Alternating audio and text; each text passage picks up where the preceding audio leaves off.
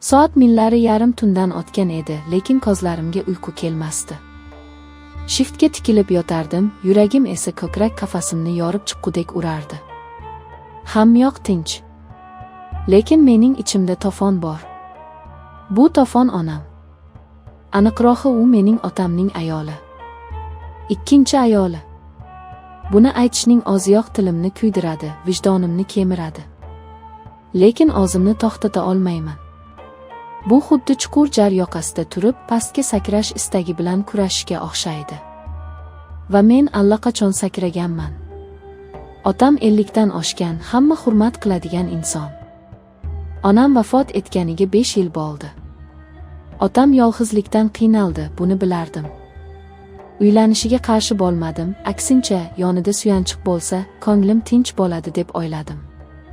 Lekin uyimizga Laylo kirib kelgan kun. O'sha kun hammasi o'zgardi.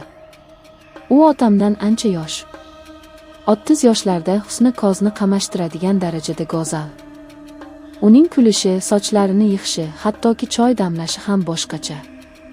Dastlab men unga shunchaki opa deb murojaat qilardim. Oramizda masofa bor edi, hurmati bor edi. Lekin nigohlar hamma narsani ostin-ustun qilib yubordi. Birinchi marta bu uchqun qachon paydo bo'lganini aniq eslayman. Yoz oqshomi edi. Otam ish bilan shaharga ketgan, uyda ikkimiz qolgandik. Men hovlida mashinamni tuzatayotgandim. Qo'lim moy, yuzim terlagan. U choy olib chiqdi. Piyolani uzatayotib barmoqlari qo'limga tegib ketdi. O'sha lahzada go'yo tanam muzlab ketgandek bo'ldi. Ko'zlarimiz to'qnashdi.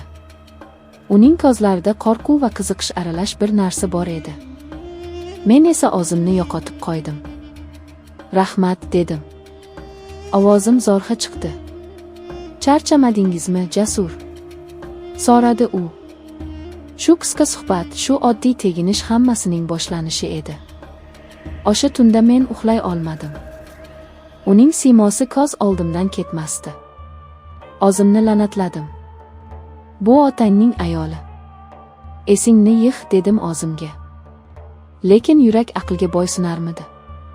Kunlar o'tgani sayin oramizdagi tortishish kuchi ortib boraverdi. Biz bir-birimizdan qochishga harakat qildik. Men uyga kech keladigan bo'ldim, u esa ko'pincha xonasidan chiqmasdi. Lekin taqdir bizni ataylab to'qnashtirardi. Oshxonada, yo'lakda, hovlida. Har safar uchrashganimizda havo yetishmay qolardi. Bir kuni yomg'ir sharros quyayotgandi. Otam xizmat safarida edi. Uyda chiroq ochib qoldi. Suv ichgani kirdim. U ham o'sha yerda ekan. Chaqmoq chaqib xonani yoritib yubordi.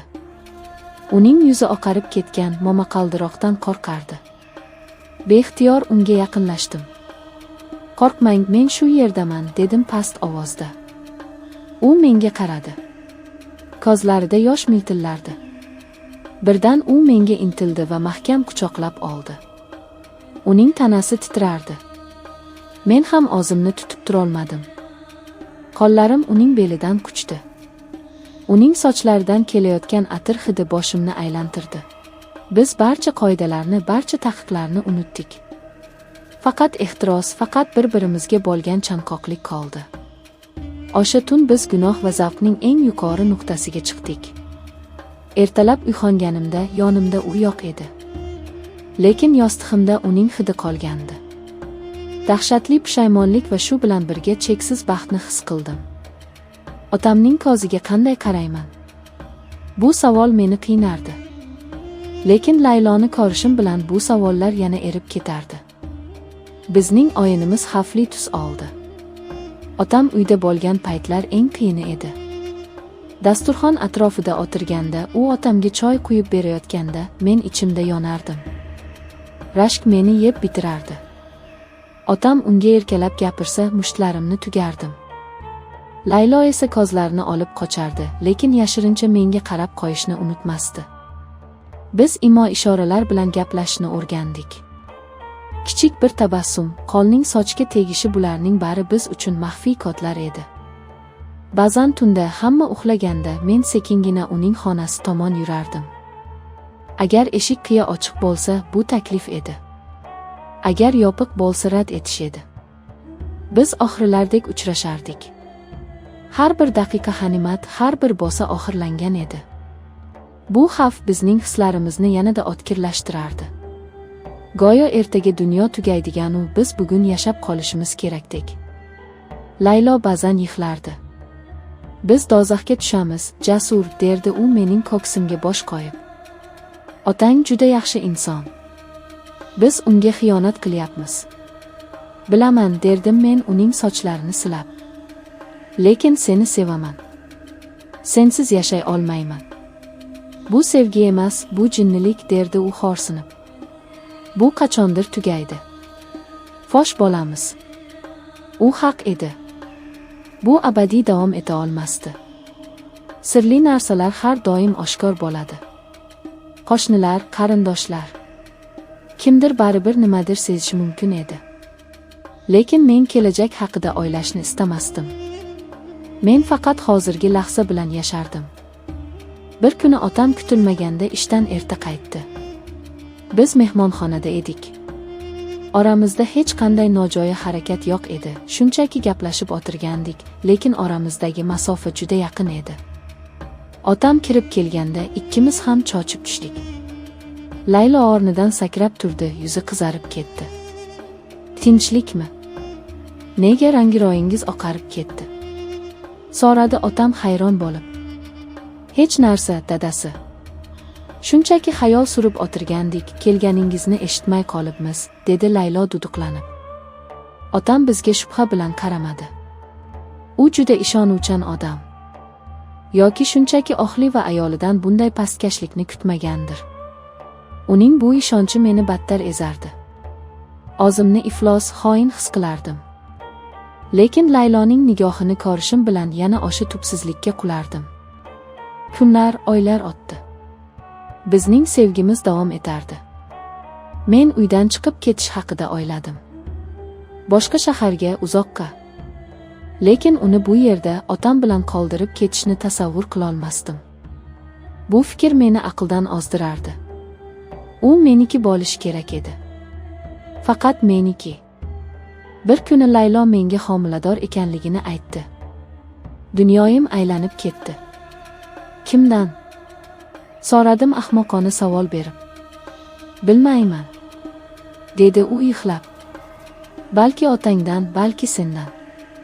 Bu xabar bizning ustimizga muzdek suv quygandek bo'ldi. Agar bola meniki bo'lsa-chi? Bu sharmandalikni qanday yuvamiz? Agar bola tug'ilsa va menga o'xshasa-chi? Oldirib tashla, dedim men sovuqqonlik bilan, garchi ichim yonsa ham. Yo'q. Bu gunoh. Yana bir gunoh, deb baqirdi u pichirlab. O'sha kundan boshlab oramizga sovuqchilik tushdi. U mendan uzoqlashdi. Otamga esa mehribonroq bo'la boshladi. Men buni ko'rib azoblanardim. U bolani saqlab qolishga qaror qildi. Otam esa xursandchilikdan terisiga sig'masdi. Keksalikda farzand ko'rish Xudoning ne'mati, derdi u quvonib. Men esa bu ne'matni aslida kimdan ekanligini o'ylab tunlari uxlolmasdim. Vaqt o'tdi. Layloning qorni bilinib qoldi.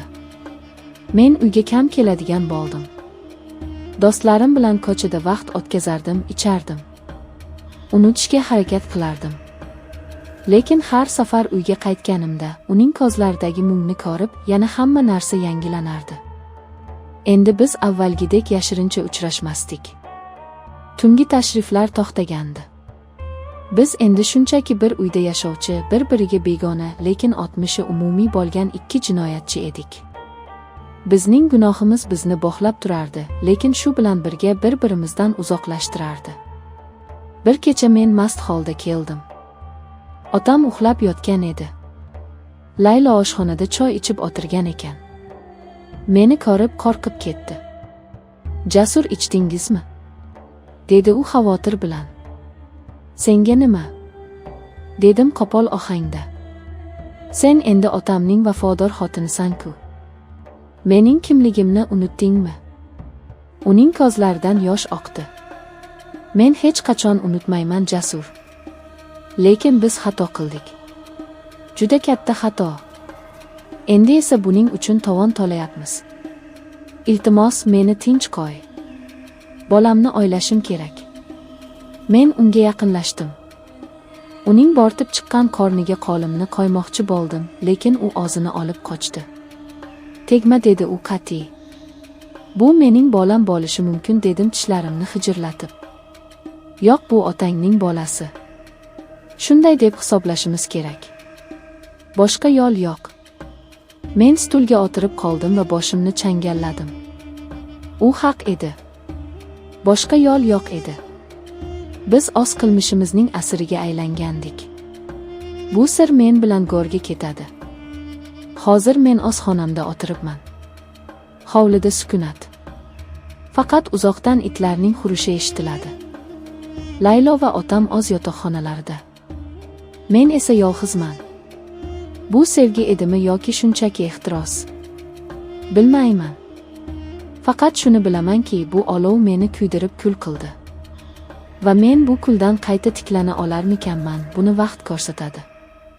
Balki bir kun kelib men uydan butunlay ketarman, o'z hayotimni qurarman. Lekin yuragimning bir chekkasida har doim Layloning ismi, uning hidlari va o'sha yomg'irli tundagi gunohkor baxtimiz yashaydi. Bu mening la'natim va shu bilan birga eng shirin xotiram bo'lib qoladi.